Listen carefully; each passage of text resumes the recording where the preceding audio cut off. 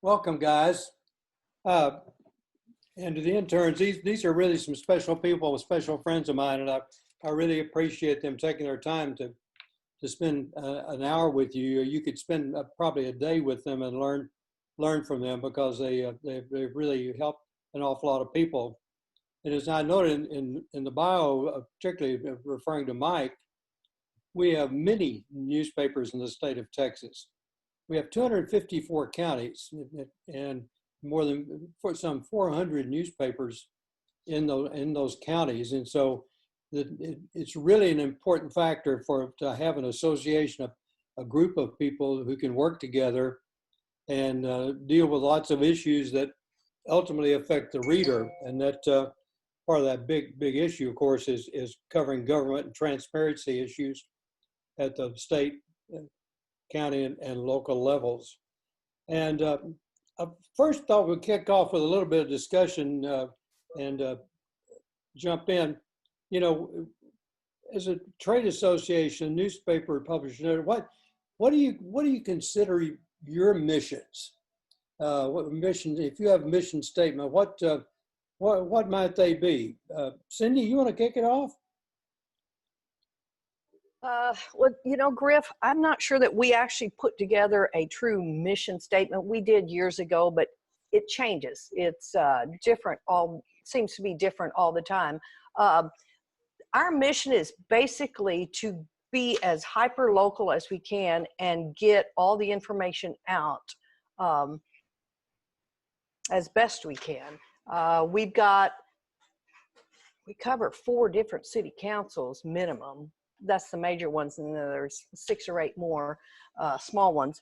And our mission is just to get all the news and make sure everybody knows exactly what is going on with their tax dollars in their schools and locally in the community. I don't know, other than that. That sounds like a pretty good statement. Ken, what's your take on it?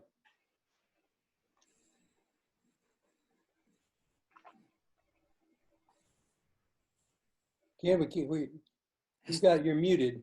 He needs to unmute. Old guy. Okay. We've all had to learn too. We don't have a written mission statement. We're kind of like Cindy, but I am going to get one because I have new people coming in. I have several that are key people that are going to be retiring probably within a few years, and so I think to keep everybody on the same page, it'll be helpful for us to have that. And it's been evolving too with all the digital. I mean, I'm maybe the last generation of the exclusively print, we're coming up with, but everything is so different now. But, we have to adapt. We have to be quicker with what we get out, and because people aren't going to wait for our weekly news cycle. And Cindy commented, that her operation is hyper local. What about yours?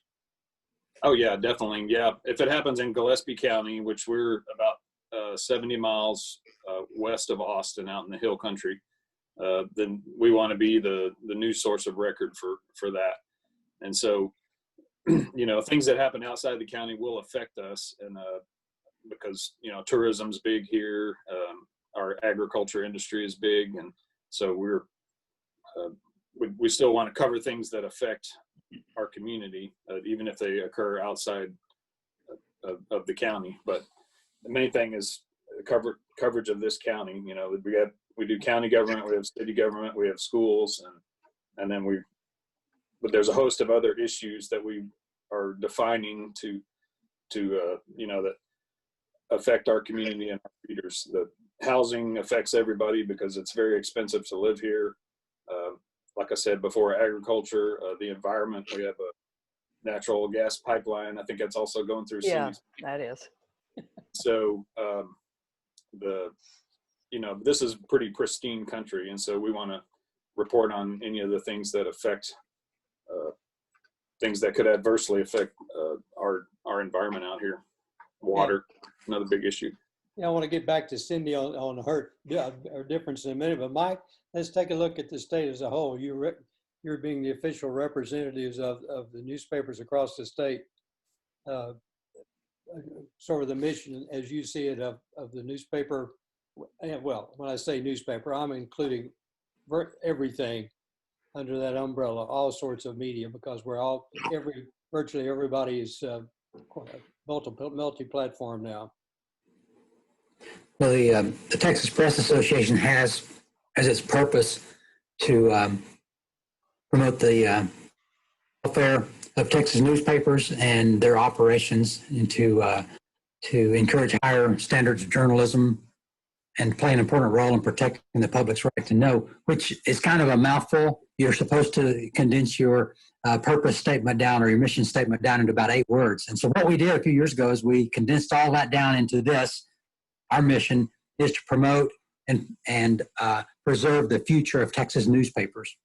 And I would say most people that I bump into have no idea what a press association is or what a trade association is. The staff members of many of our newspapers have no idea that we even exist. And so we've had to learn to communicate what we're all about. And I expect many of the students have no idea what a trade association is at this point as well. And so I think of it more like a chamber of commerce. The chamber has its members.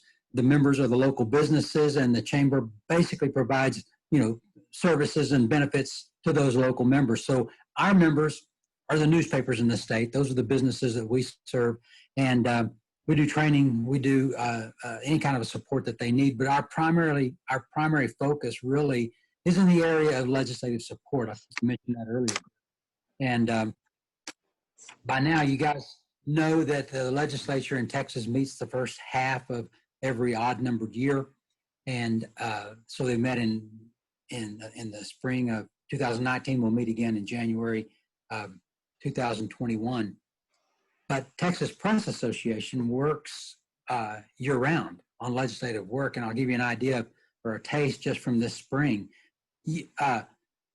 Hurricane Harvey a few years ago came and opened up some challenges for us, because local governments felt like, because there was a disaster, they needed some flexibility with meeting notices and things like that. And so in the next session, the legislature changed the rules on public meetings during a crisis.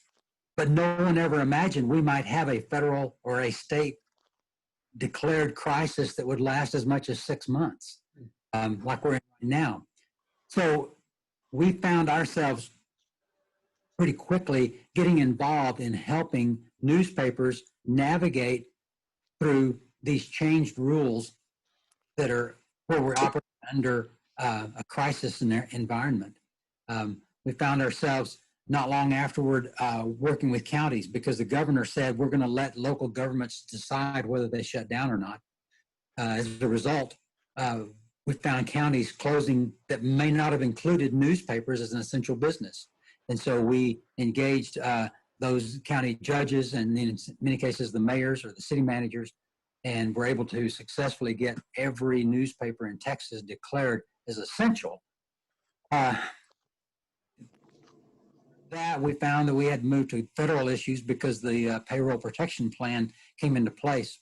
And as you know, a newspaper that operates in a small community relies on advertising in that community. And with every business closed, there's no advertising.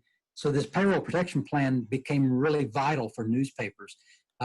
So we engaged a grassroots effort to try to get that, and as well as the second round of funding, get it in place for newspapers. But meanwhile, back in Texas, Governor Abbott changed the rules for video conference meetings.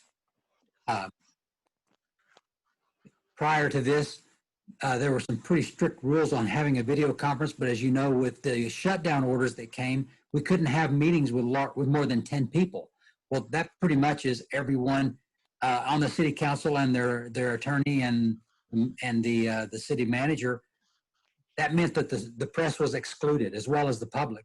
And so suddenly we are finding that small markets with very limited access to the internet, we're having to set up these video conferences. Video conference had to be, the new rules, they had to be available to the general public, both video, audio, and there had to be a public comment available, session available. This is way beyond the technology level or understanding of a lot of these smaller market newspaper or smaller market governments. And in the other areas, we found that many of the local governments realized here's an opportunity for us to meet in private, and they excluded the press. And so TPA became very involved there as well. But I think you might find it interesting how most people feel like the role of a journalist is to report and write, but we go way beyond that. And in this case, when there's a crisis, information is more important than when there's not a crisis. But that's when we find it's the most difficult to get it. And so when the video conference challenge began, newspapers had to step in many cases, teach the local governments how to do it. And I think that Cindy and Ken both have probably some good experience of how they dealt with their local governments in teaching them how to do this. Well, great. Thank you, Mike. And I apologize. The interns have had an opportunity to meet our guests. Our guests have not had an opportunity to meet our interns. So if Nolan, why don't you kick off and let's all go around the room and introduce ourselves to Mike and Cindy and Ken. Hi, I'm Nolan. Where you're from and where you're going to be interning. Hi, I'm Nolan Fry. I just graduated from the University of Kansas, where I studied journalism, French, and political science, and I'll be interning at the LA Times this summer. Awesome. Cool. Julia?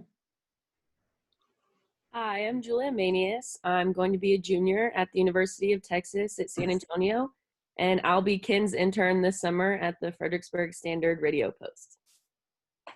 You'll have to behave this morning, won't you? Oh yes, that's behavior. Okay. Hey, Megan. Hi, I'm Megan. I just graduated from Texas State University with my degree in journalism, and I will be interning at the Hayes Free Press this summer. Double behavior morning. Hey, Christine. Hi, I'm Christine Bartroff. I'm a rising junior at the University of South Carolina, and I'll be at the Stars and Stripes this summer. Gabby? Hi, I'm Gabby. I just graduated from the University of Connecticut with a double major in journalism and communication, and I will be at the Houston Chronicle this summer. Lindsay, you're up next on my list.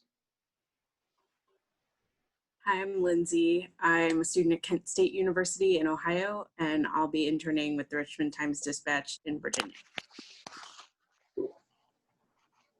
Okay, Sam. Hi, I'm Sam Nelson. I just graduated from the University of Missouri, and I will be interning for the Chicago Reporter. Okay, we've missed a couple here.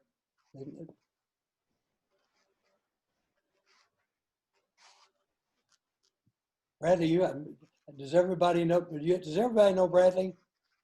Oh, There's Bradley. I think he went to take. I'm oh, here. there he is. there. Okay. I'm Bradley. We're still missing a few guys. If you haven't gone, raise your hand and jump in. MK. Yeah, MK. Where are you? My name is MK Lovell. I'm going to be a sophomore at Texas Tech in the fall, and I'll be interning for the Panhandle Press, primarily at the Hereford brand this summer. Jordan. Hello, my name is Jordan Erb. I'm a graduate student at Northeastern University in Boston, and I will be working with Gatehouse and the Austin American Statesman this summer. Caleb. Hello, my name is Caleb Fortenberry. I work for the Tyler County Booster and the Polk County Enterprise as their video producer. I'll be interning with the same company this summer. And you can see that he's spending his time based on his background in Polk County. Did we miss anybody? And hey, Beth, jump in. Hi, I'm Beth. I'm the co-director with Bradley, and I talked to all of you guys on the phone or emailed you at some point, and I just want to thank you guys for your support of this program and your cooperation and helping us get everything ready for doing a lot of first-time things this year. So thanks a lot for that. Hey, and Mark, where are you? Mark's taking the morning off. Okay. I think we still haven't heard from Sam. Did you introduce yourself? Oh, yeah. Did I? Yeah, I did. Oh, you did. Okay. Oh, Did okay. everybody? Is everybody gone? All right. Well, good. If you didn't, don't be bashful. Jump in. We may have missed it.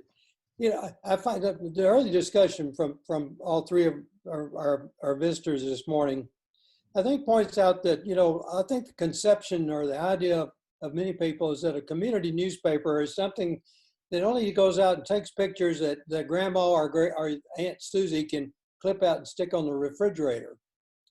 And you find out, and particularly it's been proven over the past few years with the horrible disasters that have struck Texas, and now the COVID-19 thing that's across the world, the community newspapers are playing a really vital role for their special communities. And I think it's interesting to, Ken and Cindy, maybe compare the difference in your communities. While you're serving a community newspaper, Cindy's on the most traveled highway in the world, Interstate 35, between Austin and San Antonio. And here's Ken out in the hill country chomping on peaches right now. And it's just a different situation. But how are they different? How are you alike in what you do? And Ken or Cindy, either one, jump in. Well, we both have community newspaper backgrounds. I know Cindy's been with her paper a long time, and she started out at making waves at the college paper there in Baylor. And yeah, that's another tale. Yeah, my It's in family's your been in bio for they know about you. Were you that class? Were you that class that went on strike? They got kicked out of school. Yeah. Let's just say they told me to go find another university. That's why I say hook 'em horns, because UT took me in as a senior. Yeah. Go ahead, Ken. But my family's been in this for 4 generations. You know, my great granddad came to Texas from Tennessee, and he was at a couple of small papers, and then we settled in a small community northeast of Austin called Rockdale, and we've been there ever since. My wife and I still own that paper, but that town kind of struggled with some major job loss of our industry there, and so I ended up out here in Fredericksburg, which is, you know, was a huge blessing in disguise for my family. Fredericksburg is more rural than Cindy's area. Her area is seeing a lot of suburban growth out toward her. Fredericksburg is still a small town. There's only, 12,000 people here, but we get almost 2 million tourists every year that come out here for the wine and the peaches. We invite all of you to come enjoy wine and peaches. A bunch of drunks show up. We have our fair share of those. Yeah. And one of them was a newspaper friend of mine this past weekend. But yeah, it's a vibrant little area, and that's what I really like about it. And we're insulated from the metro areas, but we're not isolated because we're only an hour from both San Antonio and Austin. And so there's plenty for people to do. If we want big city entertainment, it's close by. We can crash at Cindy's house if we have too many beverages, but it's also, I grew up in a rural community, and this is still a very rural community. We're getting more development and things like that, but it's still a small town. I'm still going to see people if I write something unflattering at the grocery store about our state representative or whoever. I will still run into him, and so I like that interaction better than if I was at a major daily, where I may only see a city representative or something at a governmental meeting. But anyway, I think we're all involved in our community. Cindy probably serves on other boards, as do I. We're involved in civic work and churches and all that type of thing. So it still is a small community feel, but I like it because, like I said, we're close to any big city amenities. Yeah, unlike Ken, we're being swamped here with growth. Right now, it's not the best ideal. It's not the ideal situation because of COVID, because so many businesses are shut down. But the problem is that we're being overtaken by Austin. And it is, at one point, I'm not sure if Hayes County is it's not the fastest growing county in the nation right now. I think it's dropped to third or fourth. So we have so many people moving in that every single year we have the equivalent of new students coming into the school district, just the Hayes School District, which is just the Utica area. One elementary school a year. So we're having to constantly build and everything.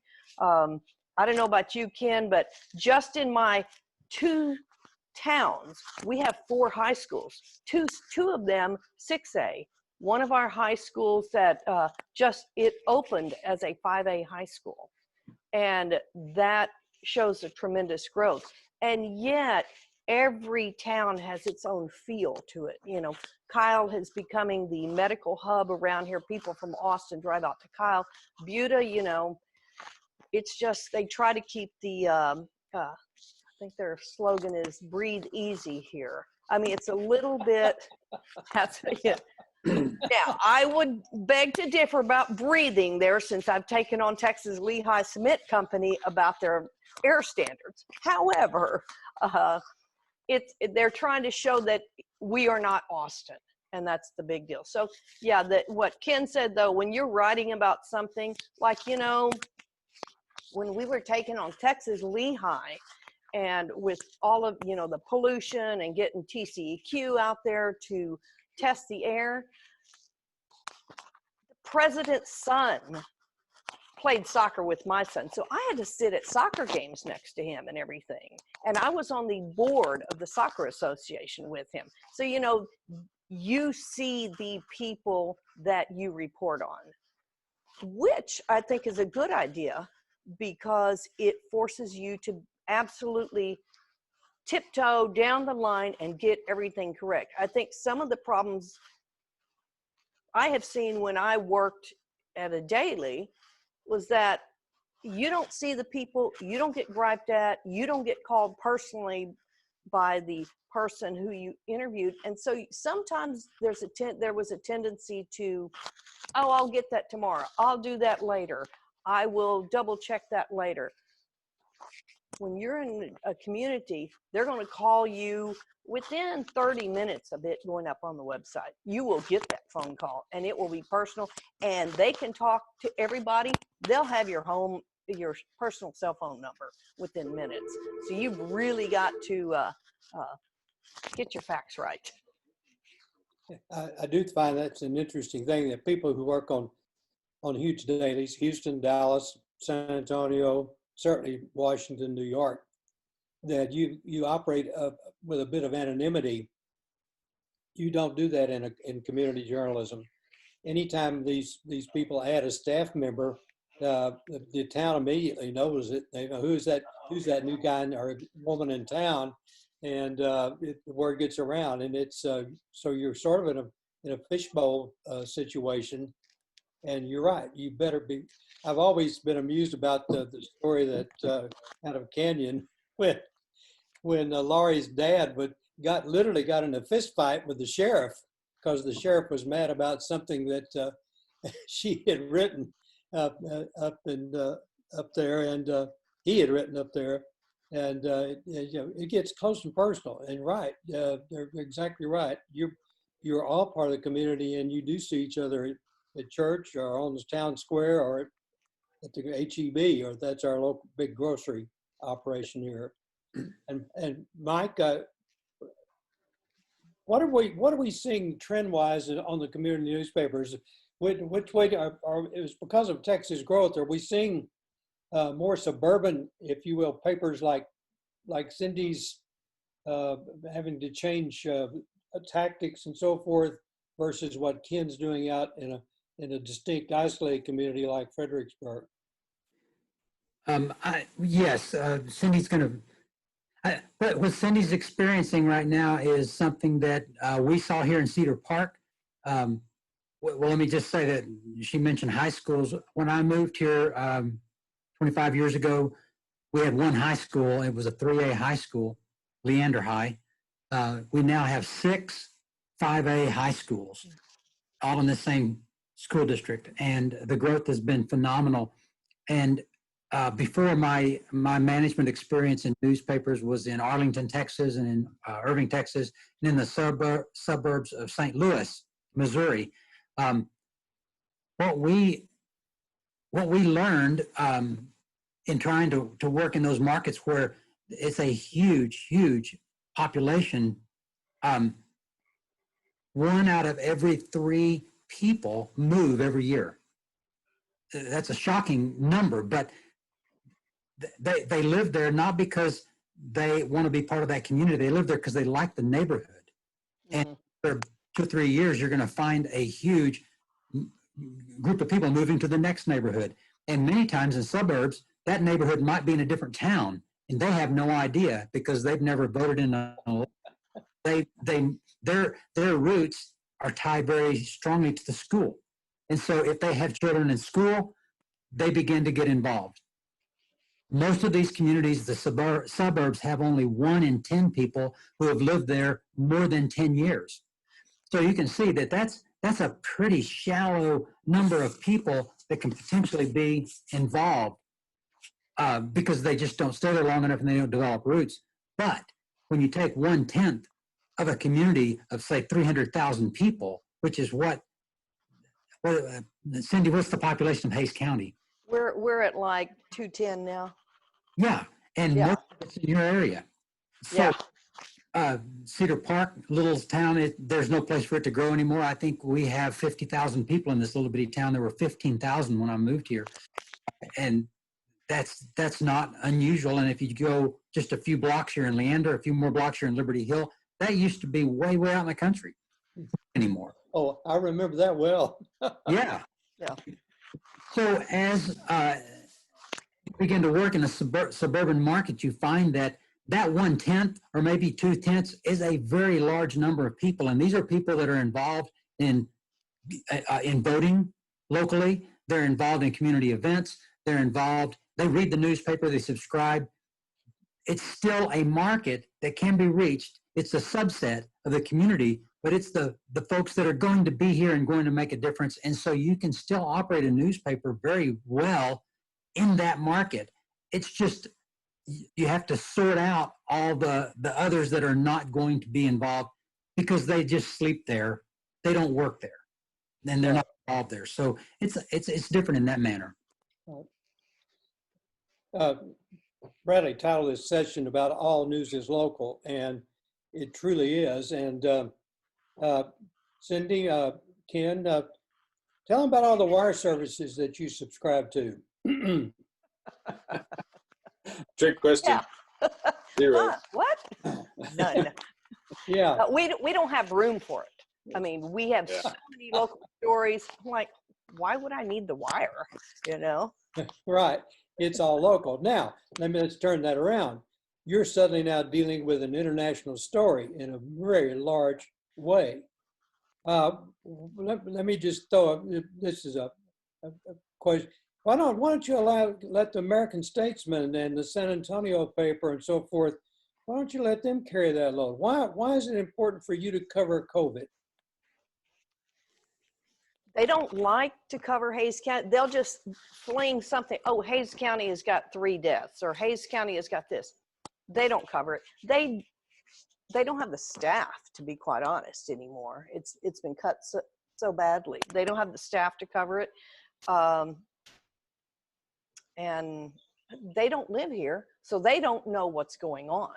Is part of the problem. You know, you have to almost live in the community to know the person to call. I mean, I can tell you that every staff member, I have, you know, a huge file in my phone, and they come to me all the time. Hey, what's so-and-so's phone number? And I'm like, well, let's see. Do you want his cell phone number, his wife's phone number, his daughter's phone number? How are you trying to get in touch with him? The statesman will not have that kind of, they don't know anything about that. So they don't cover local. Well, all right. So Ken, what's your situation? Well, we've been relatively isolated because we were anxious about everything, but to date, we've only had 5 positive COVID-19 cases in our county, which is kind of unbelievable considering how much visitation we get. Yeah. Of course, tourism is a huge part of our economy, and you know, it was shut down for the better part of 2 months. It's starting to come back where there were a lot of people here for Memorial Day weekend, but you know, we're still staying on top of it. We're doing a count every week. We're checking in with the community leaders every week just to see if any new cases have developed. And you know, it is an international story, and you know, nationally, I don't like the way our leaders have handled this, and we've written about it, which we also get a little kickback for that. Yeah. But it's you know, locally, I think most people are understanding. You know, we're probably skew a little bit older as far as our population, so you know, they're not taking it as an affront to be asked to wear a mask to go to the grocery store. We have a few yahoos that still see that as a freedom issue, and but it's, you know, we're just trying to cover our community and get the information out that we feel like they need to stay safe and stay informed. Yeah, as opposed to, you know, we've got, as of yesterday, 270 active cases here in Hays County. And we actually have a daily count, and on our website, it's a daily chart that goes out listing how many are hospitalized, how many new ones are testing, you know, positive tested, and it's daily. So that's part of the difference between it, you know, for rural county and what we are now suburban. We used to be rural. So, you know, it's a daily. Yeah, we're doing daily as well. And that's been one thing that's kind of forced us to be a little quicker on the draw with our information is, y'all remember when this whole outbreak started, it was changing by the hour, literally. And so, you know, we were able to update any new cases, you know, well, now this next door county has 10 cases now and whatnot. We have a little town north of us that had an outbreak, apparently started in their city council meeting. They were passing a microphone back and forth. Oh, jeez. They wouldn't substantiate any of that, but they were sitting 6 feet apart, but they were all using the same microphone. So, yeah, but anyway, it's, you know, when you do have a situation like that that's changing rapidly, it's forcing us to do a better job with our digital offerings because, you know, people aren't going to wait 6 days if it's a Thursday until the next Wednesday paper comes out to figure out what's going on. I was going to point out, in fact, I forwarded you, Ken, I forwarded your yesterday's email update to the interns to let them see what you're doing on a daily basis. And Cindy, are you doing anything similar to that, a daily email update and posting on your website as well? We have daily postings on the website. We do probably twice a week updates because, but so many of our readers are connected to us through Facebook and everything. Right. You know, so the Facebook goes out constantly. I don't know. It's just right now I'm down staff and oh, Megan, guess what you're going to start helping me do? It's getting the daily stuff out, posting everything on Facebook, just trying to keep up with everything that's going on. So what our intern group might point out, these two publications may have a print edition once a week, but that doesn't mean that they're not serving their readers on a daily basis, almost an hourly basis. And I think that's the wonderful thing about multi-platform, that they now have that capability. It would not be, quite frankly, those towns cannot support a daily newspaper.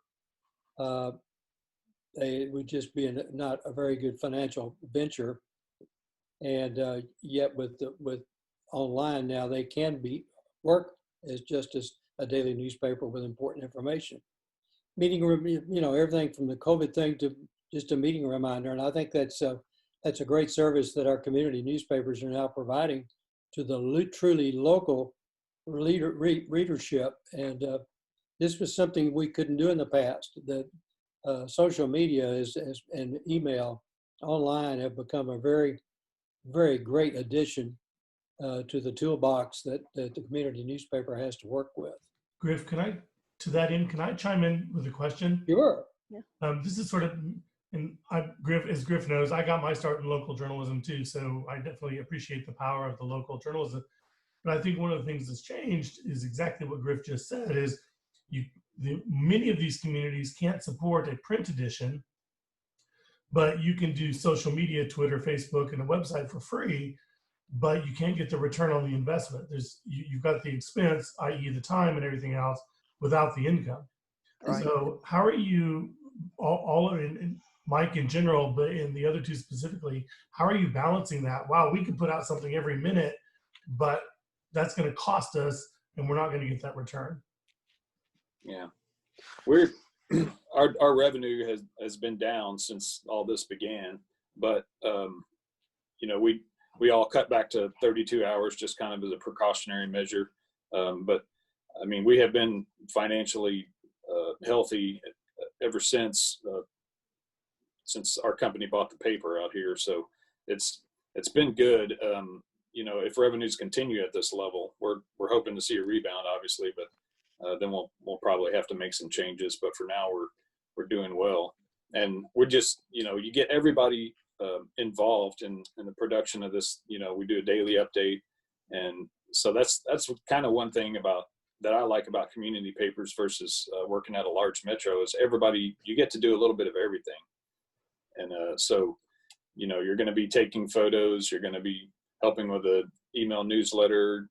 These days you'll be shooting video and whatnot, and then writing also, and getting to know your community leaders. We have one young reporter who's getting involved in the community, and she's a great asset for us. But as far as balancing it all, the numbers do have to work. But I'm kind of intrigued by the move to kind of the philanthropic model, but I don't think we're there yet to where we need to pursue that for all of our individual papers. And I think that's what we're seeing across the whole state, and maybe across the whole nation. We know that in those situations where a newspaper has given up its print component, they have not lasted very long. Yeah. There's just not enough revenue to support expense of true reporting. If you're creating content, you're going to go to a lot of expense, and to do that, you've got to have income. And online advertising does not pay the same amount as print advertising. So there seems to be a print component necessary to make this thing work. But I think that there has been a fear among a lot of the readers to convert to digital. And this experience has given them the ability to see that they really do have the ability to read a newspaper online, and they kind of like it. They didn't think they would. I think, Cindy, didn't you tell me that you have a lot of subscribers that want the paper now digitally? They do, and this when all this COVID stuff started, we went and sent out a message to all of our subscribers that said, look, paper mills, we're having problems, all this kind of stuff. Unless you absolutely want the print edition, we're going to send you what looks like the print edition via Constant Contact. You'll get it in the mail and you can click on it, whatever. We did that. We had a few complaints, but now we said, okay, we're starting to restructure. We're going to move back to a full print edition. And I've gotten quite a few people who are like, no, I actually like it this way. I can flip through wherever I am. I want it on my iPad, or I want it on my computer. It looks, they have the option of being on our website or doing a flip book, and they actually like it. So they're like, no, don't send me the print edition. the nice thing is the advertisers in the print edition get the extra eyes because these people are looking at it. So it helped pay. And now, Bradley, you were talking about, how about trying to do offset costs with print. We've actually started, or, for a year now, have done packages where you get our website, which has probably 10 times more readers than our, probably, I'd say right now it's looking at about 10 times when you look at Google Analytics. It's got 10 times the readership of our print edition. So we have packages where the advertiser gets social media management, website ads, print ads, partly because it's incredibly different age in the readership. And so for an advertiser, they need, they need the people in print, but they also need our online people because the readers are different. So. We found that to be true at the college level as well. Even on our campus, we did all three things simply to reach all of our audiences, alumni, faculty, and staff and students. Good, cool, thank you. And one thing that this experience has helped with is with the medium to large daily newspaper markets, medium daily newspaper markets. There has always been a challenge on certain days of the week to make a profit. Monday, for example, your advertising volume is so low, but you still need to put out a newspaper, and done that for many, many years. But this crisis has put them at a position where they can make an adjustment that the community accepts, and it's profitable because it's a cost savings. So what they're doing now, we've had probably 15 newspapers that have converted from daily to 2 to 3 days a week, Tuesday, Thursday, Saturday, or Tuesday, Thursday, and a weekend edition. And on those other days, they are still publishing a newspaper. They deliver it electronically. It looks like a newspaper. It has the edition number, the whole works, but it's delivered digitally. So they're still doing the same work they did before, but they've eliminated their print costs and their delivery costs on those other days of the week. And it puts them into a better position of profitability. Yeah, and I think it's kind of accelerated the trend to digital. I remember hearing Bob Rivard, who was at the time he was the editor of the San Antonio Express News, and he told us, it was probably back in around 2000, none of us have this figured out yet as far as the complete move to digital, but he says we're still in the baby steps of a 50-year transition to a completely digital product. But I think this situation has kind of accelerated that. And so we're all having to sink or swim, as it were. Let's talk a little bit about careers in community newspapers. Talk a little bit about your staffing situations or issues you possibly have with staffing, how you've worked those out, and what do we look to? Well, you sort of crept over into what to anticipate for tomorrow, so to speak. But let's talk about it. Also, I'd like to talk about, let me back up one step. I think that many young people have the misconception that concerns about what goes on with government only happens in Washington, Austin, or the big cities. What sort of do you have to play a role as a watchdog in your communities? Are they always on the up and up and forthcoming about everything that's going on? What about transparency in Hays County and in Gillespie County? Cindy, you want the Bob Barton take on that? The number of FOI requests that we are filing right now is actually tremendous. They are trying to close things down. I have to say that my husband used to be a county commissioner, and he walked out of several times out of an executive session saying, you cannot discuss that. I'm happy to say that somebody he helped train, who was a fellow county commissioner, walked out of the county executive session the other day saying, you cannot talk about that kind of stuff in executive session. We are constantly doing that, FOI requests, following up on things. So much so that the Kyle City manager asked me to be on a presentation Zoom conference about the COVID coverage. I mean, this was like a month ago or something, but what the city is doing to follow up and ask questions while on a Facebook Live session, because he said, I know that you're gonna ask me anyway, so you might as well be on the session so that at the end of it, you just sit there and you just hit me with questions, because the public needs to see what we do. And so, I mean, that's how we've kept it pretty open with the city. Now they're still trying to, you know, do all kinds of stuff. I mean, they always do, let's face it. You just have to keep on top of them. So, I don't know, Ken, what about you? Well, ours, we have more kind of longtime people serving in our governmental positions, but we do the same thing. You know, they all know if they do something untoward or have a meeting that is not open, that we're going to squawk about it. And so it's important for us to be at every meeting, though. Still, that's, you know, we cover all the county meetings, all the school meetings, all the city meetings, and you know, we don't do as much Washington coverage just because, you know, we're a little more isolated from it. But if they make a decision that will affect our county or our community, then yeah, we're gonna comment on it and cover it.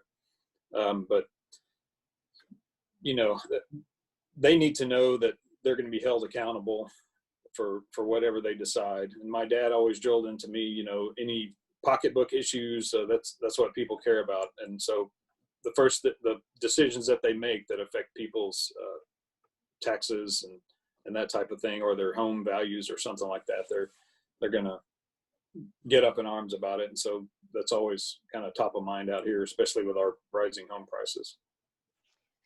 And another thing, like Ken and I both have the situation with like the Kinder Morgan pipeline coming through, which, by the way, Ken, we had Kinder Morgan broke another line out here. First, they punctured a karst feature and dumped a bunch of water down into the aquifer, and people were having mud come up. And now they broke a brand new water pipe. So we have to stay on top of other issues besides COVID, because the governments are allowing them to come through. I believe that our coverage was, we kept hitting Kinder Morgan so much and kept talking about the pipeline and all the problems that we're having over here, that Hayes County actually voted to rescind allowing the Kinder Morgan company to cross roads. So now, before they can cross any county road, they must apply and show what kind of environmental, I don't know, how to save anything around it before they can cross another road. And I think it's because of our coverage. Tell them what the Kinder Morgan project is. It's a huge thing. Yeah, it's a 420-mile natural gas pipeline. It goes from West Texas out to, that's the region West Texas, not the town West Texas. Yes.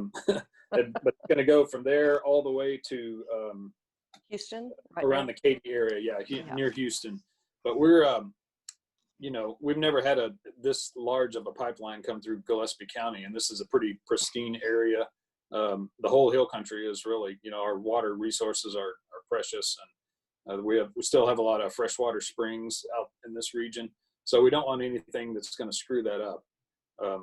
Our state representative right at first said, well, I asked them to go around Gillespie County, and that's pretty much it. You know, his biggest backers are the oil and gas industry, and so he's been a non-entity in this whole thing. And so, you know, us and some of the residents whose land this is going to cross, that's been the majority of the dissension around this project. It's interesting what projects can get a community stirred up. Ken, I've been following with interest, you know, long running, the main highway out of Austin toward Mason and that hill country goes right through literally through the downtown of Fredericksburg, Texas. Well, on a Friday, Saturday, Sunday, you can imagine 18-wheelers are in there competing with sports cars and everything else with the tourists. And there's been a big project to try to do a bypass around the city for the trucks. And while the people want it, they don't want what the Texas Department of Transportation wants to build, which they consider a super highway, or around many of them consider a super highway. So it's interesting to see what stirs a community up and gets their dander up. And and the papers have done a very faithful job of covering it. Yeah, there are people here that are, sixth generation landowners, and this thing is gonna, cut right through their property. So we've tried to present that side. Editorially, we've said that we need to do something, whether it's a over-engineered bypass or just tying in with another local road or something like that. But that's, it's not a decision we make, obviously, but we want to stay on top of it and kind of present all the sides of it. I go back so far that I remember when Highway Street was the bypass. Yeah. Hey, let's give a little time to let some of the interns see if they've got some questions about community journalism and futures in that sort of field, and give you a chance to answer a few questions from them. Jump in, anybody. And those of you that are interning with people that are on the panel, jump in first. Yeah, Julie. And what do you got? That's what I was looking at. I have a question if no one else does. Does anyone else want to go before me? Go ahead. Okay. So last summer, I worked at a really small newspaper in rural Idaho. And I guess I was just wondering if you had any tips for people who are trying to cover all of the important things like local government and like the school board meetings and all of that kind of stuff, but also trying to balance it with the things that people in the community want to read, like about sports teams or about like what their kids are up to, and kind of like how to balance giving people their vegetables with the more entertaining stories that people want to read about their community. Yeah. You have to cover everything in your community. I mean, we've kind of focused this conversation more on governmental coverage, but we obviously do a lot more than that. We cover a lot of high school sports. We don't have university sports here, so the high school is the big deal. And we have people who have lived here for generations that want to read that high school sports, but then we have newcomers that maybe moved here to open a winery or something like that, and they could care less about anything that goes on at the high school. One lady told me we ought to just stop doing a sports section. So, but anyway, everybody has a story to tell, and our reporters do a good job of other features, whether they're lifestyle features or, overcoming an obstacle type features. We also, with print revenue kind of flat right now, or for the newsprint anyway, we've started a lot of magazines. I'm sure Cindy does the same thing. Yeah. We're in a big touristy area, and so we have our visitor guides, and then we've started kind of a wine and lifestyle magazine that people are really enjoying, and we've gotten that to have some regional distribution as well. So we're trying to take advantage of everything the market offers, and I think there are a lot of stories to tell in your community, whether you're in Idaho or Boston or Central Texas.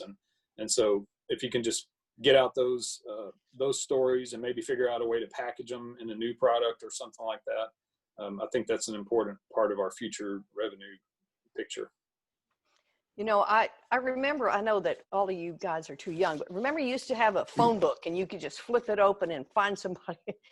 We used to have new reporters, young reporters come in the community, and I didn't know what to write about. And my father-in-law, who was, as Ken has pointed, he was pretty much a curmudgeon. He would flip open a phone book and say, call that person and find out what their life story is. And there is an interesting story on almost any person.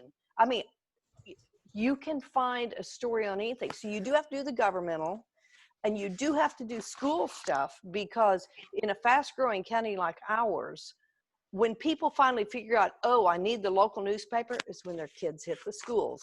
So you've got to do the high school sports and all that. But you also just have to have some community stuff. This favorite teacher this year, she retired. And so there were, I'd say 50 to 75 cars. They did a a parade past her house. Well, I had to go out there and photograph it and it was a surprise. She was wondering what the hell I was doing at her, at her house in the afternoon. But, you have to do all of that kind of stuff. It is a balance, government, sports, community, and nice little life stories. Yeah. Yeah. And hopefully your revenue will keep up to where you're able to staff to your ability to cover all those things too. So. Yeah. I might include that what we're seeing is a change in a way that a lot of the smaller market newspapers are beginning to provide content. Ken, do you have a copy of your wine magazine handy? Yeah. You should show that. It's fantastic. And prior to the internet, you had daily newspapers that provided breaking news. You had weekly newspapers that provided less timely news, more of an insight of how this national event affected or this local event affected our local community. It can be read today or it can be read next week, and it's still just as valid. That was the importance of a weekly newspaper. Now, with the internet, a daily newspaper operates much more like a weekly newspaper used to operate, because by the time a daily comes out, that news is very, very old.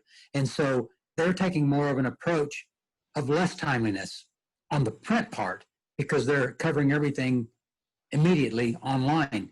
So what does that mean for the weekly newspaper? Well, two issues. One, you have a smaller news hole because we don't have the advertising revenue we used to have.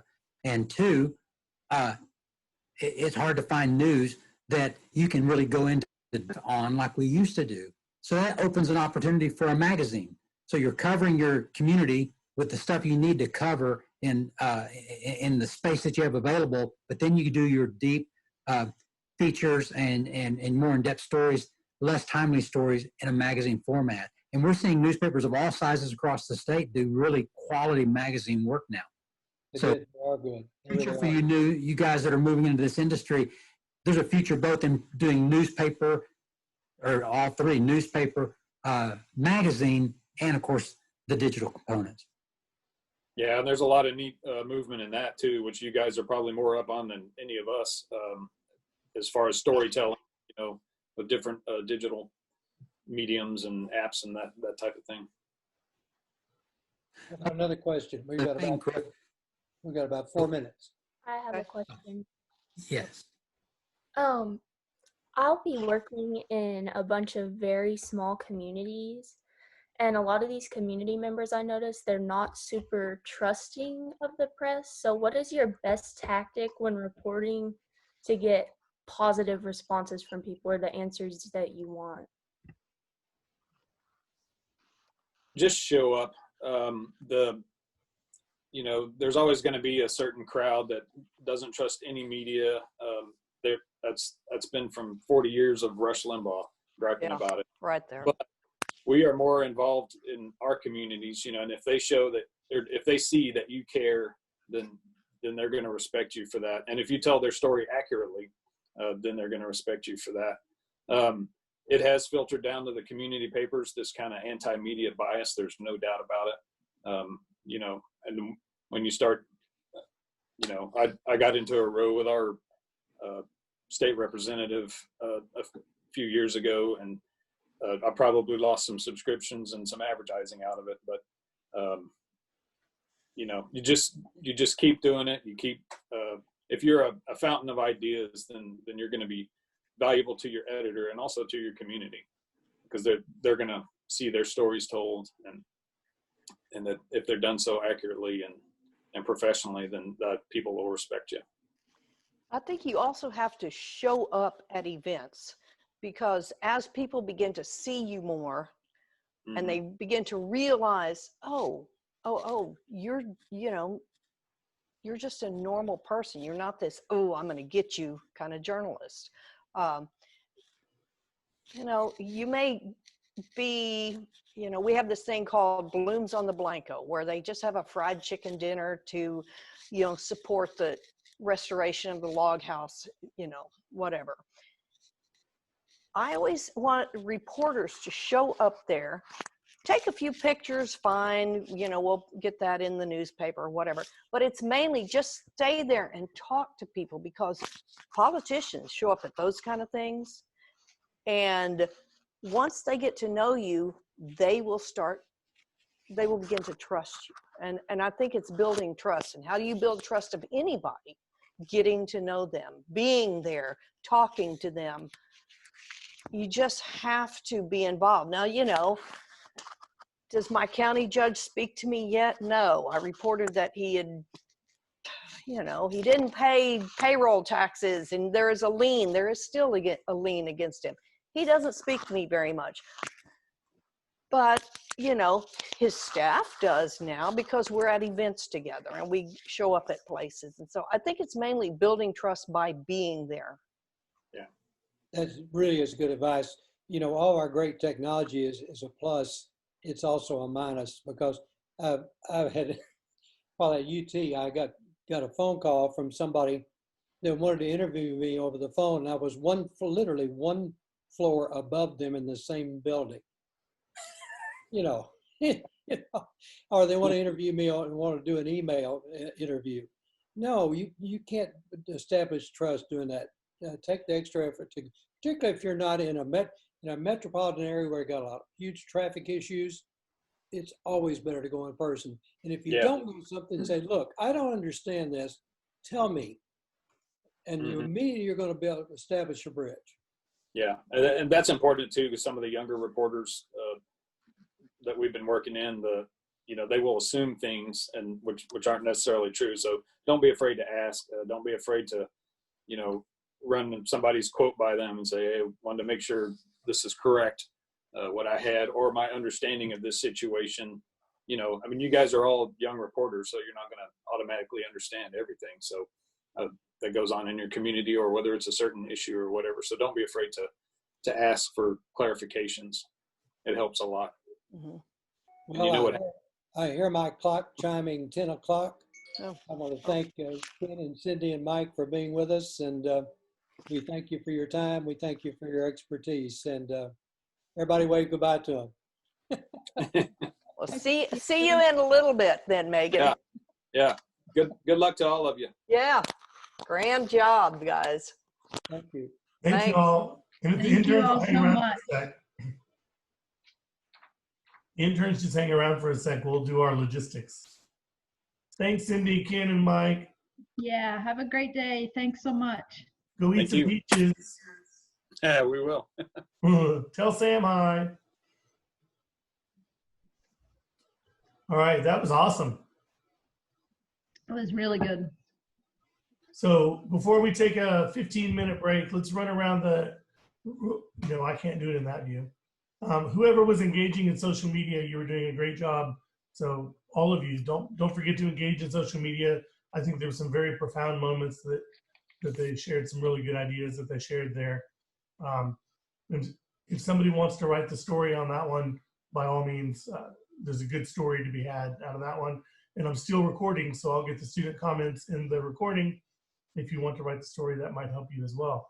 So we'll start at the bottom of my screen this time. Jordan. Say again.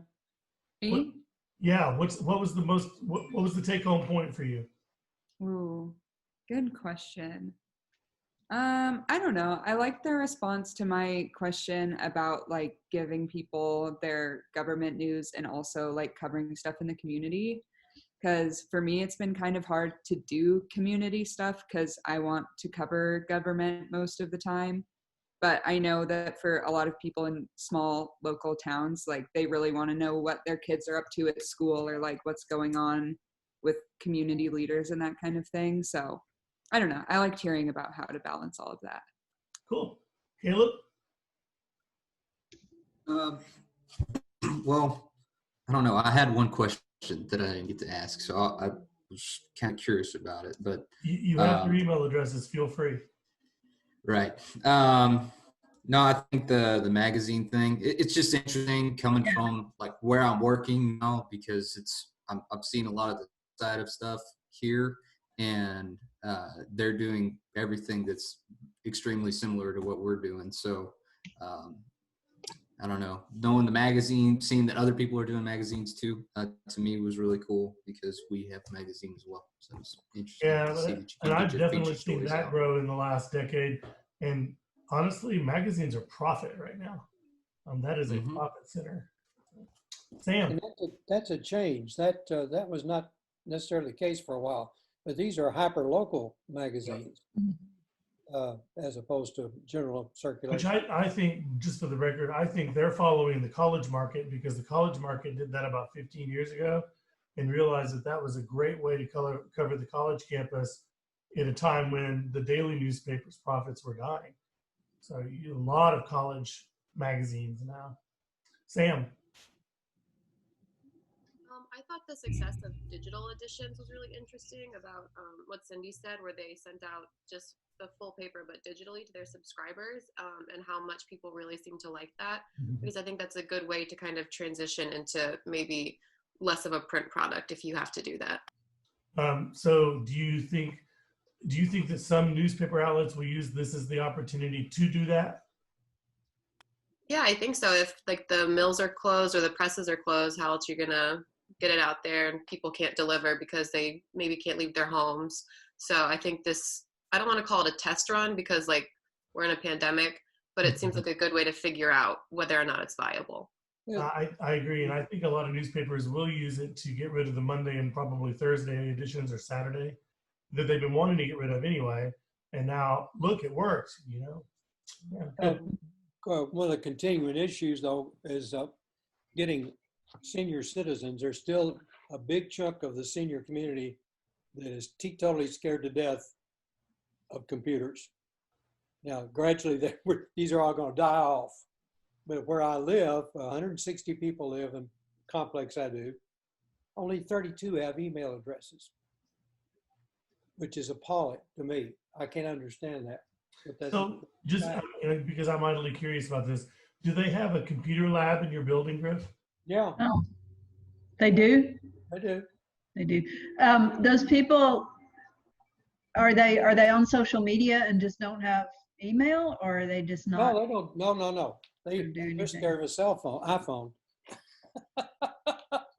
That's part of the, I mean, I look at it as a short-term problem. We're all going to fade away one of these days. But right now, that's what you find in communities with heavy older population.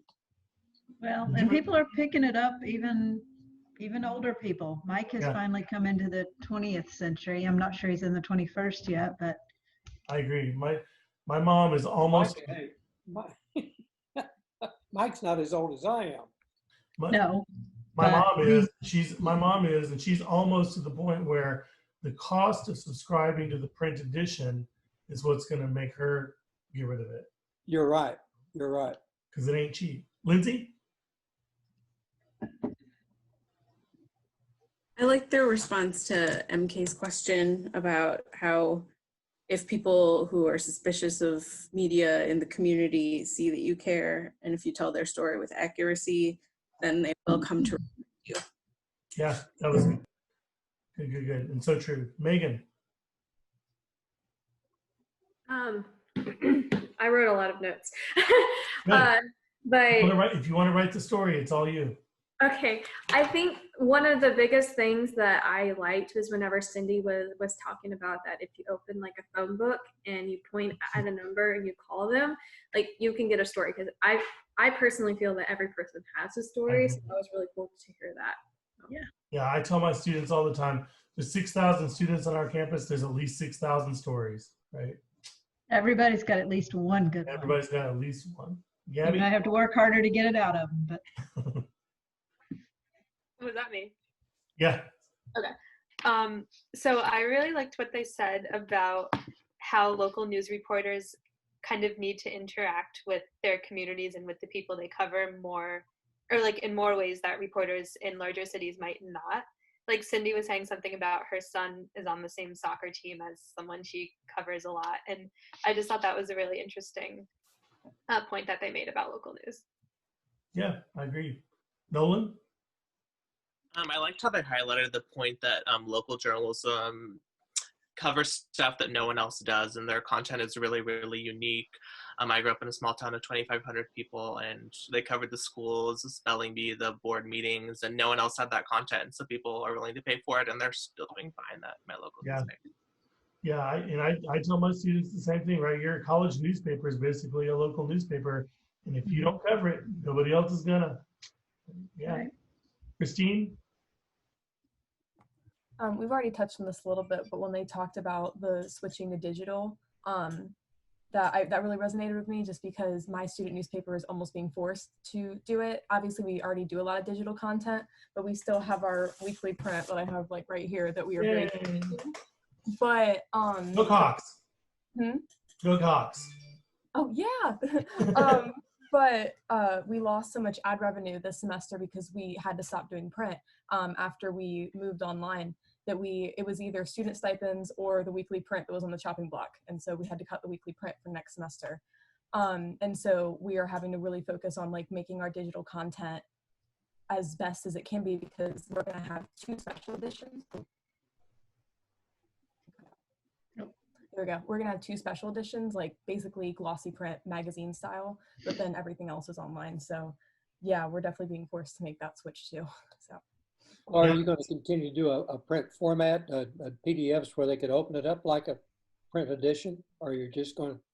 It'll be a newsletter actually. So we already do a daily newsletter, but we talked to the university and they're actually going to let us send it out to all the students now. So like 30,000 people will be getting our newsletter, which is actually a really awesome opportunity. But yeah, so I know we're gonna change the format of our newsletter. It may end up looking more like a print edition because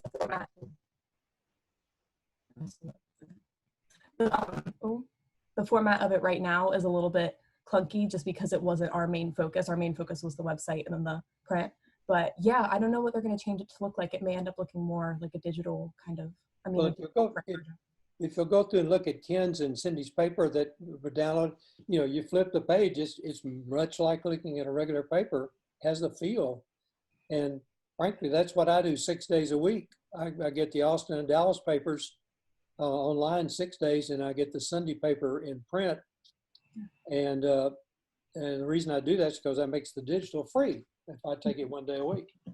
No, definitely. That's something I'll talk to my staff about, because we're like redesigning the newsletter right now. So that may be a better format for it. Julia. I thought it was really interesting, everything that Cindy was saying about how suburban papers interact and communicate with the big city papers. I grew up in Fredericksburg, so I've lived here for 20 years. I worked for Ken last summer, so I kind of know the local down-home country papers, but it's interesting to see how the suburban papers get their information and how Austin communicates with the Hayes County paper for sure. True, and how there's a little friendly competition there, right? Mm-hmm. I thought it was interesting. Cindy said, they don't cover us, but there are times like during the flood where the big media descended upon their towns, and they still, the flood might have been an exception, but the local people already knew everybody. They knew where to go. They knew who to talk to. So that made a big difference. Yeah, that's the parachute journalism issue. Right. And when the big media show up, they expect the local media to hand over all their information and sources and everything else. And my advice is, to hell with you. Yeah. All right, MK. Just as you take a drink, sorry. I just really liked their answer to my question, because I live in a very hyper local area. Like, I graduated with 26 kids in my class. That's how small we are. So it really matters how you interact with the people that you're interviewing, because they're vital to the community, but it's also vital to do your job as a journalist and get the answers that people need. Yep. How about you, Beth? Just as interns, you guys are in some ways going to be doing that parachute journalism. You're dropping into that community for 10 or 12 weeks. Well, and some of you won't be going there at all. So I don't know how you handle that. Nobody does yet. But those of you who are going to be on site, I would say I would agree with what they said. Make every effort to get out and be visible. You're there for a short time, but try to just hang out at the local coffee shop, introduce yourselves to people, and let them get to see you as a person, and let them get to see that you are not just dropping in and going to work. You're actually going to try to do what you can to socialize with the community and be part of it. And if any of you want to do your current events questions on something that they talked about, be great. And I still say, if somebody wants to write this story, get in there and put your name on it. 25. Well, you did, Megan? All right, Griff, you get the last word. Thank you so much for coordinating that. I think that was a great perspective that we've not had at this workshop before. So, yeah. No, we haven't. We really haven't had that opportunity, and I'm eager to see if this can be a continuing trend of adding smaller newspapers, smaller non-dailies to the mix, because I think it's something valuable to from both sides. The small papers can learn so much from the big metros and vice versa, because it's I guarantee you that they were talking about going to the grocery store and meeting up with the state representative. It's true. I did that. My first job was on a community newspaper, and yeah, everywhere you went, you ran into people you were writing about. They knew you personally, and it makes you actually makes you a better reporter by doing that, because I'll never forget the time I wrote a story. There was an issue. This is really, give me a minute. It's still a funny story.